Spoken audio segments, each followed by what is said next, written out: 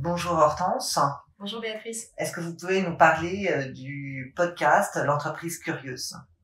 Alors c'est un podcast qui est publié 2 fois par mois. 2 épisodes par mois donnent la parole à des acteurs de l'entreprise qui ont des missions passionnantes au cœur de l'entreprise mais qui ne sont pas forcément connus du grand public et auxquels on a voulu demander de parler de l'entreprise mais sous un regard un petit peu nouveau puisqu'on les interroge sur la notion d'entreprise curieuse, ce qui volontairement recouvre beaucoup d'idées en matière d'entreprise. Ça peut parler de stratégie, d'innovation, de management, évidemment, gestion des ressources humaines.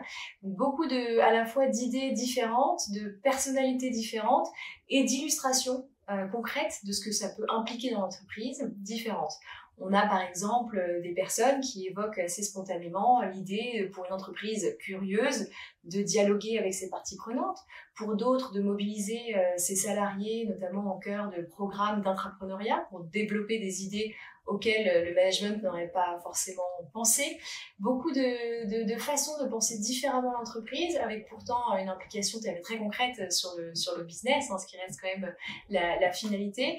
Et ce qui peut, à notre sens, donner des idées à la fois aux praticiens de l'entreprise, ceux qui sont déjà dans l'entreprise, mais aussi à ceux à qui on enseigne l'entreprise.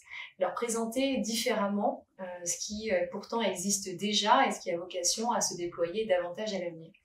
Donc à la fois des podcasts, comme je vous le disais, 2 fois par mois, ça fait maintenant un peu plus d'un an qu'on a publié les premiers podcasts et là, justement la première saison des podcasts a été retranscrite à l'écrit puisque tout le monde n'est pas forcément familier ou n'aime pas forcément écouter des podcasts et puis ça peut servir aussi en cours de matériaux que de s'appuyer sur ces témoignages d'entreprises de différents secteurs, de différentes tailles et donc d'avoir un panel assez intéressant de ce qui peut se faire et avec ce regard différent, avec cette approche d'entreprise curieuse.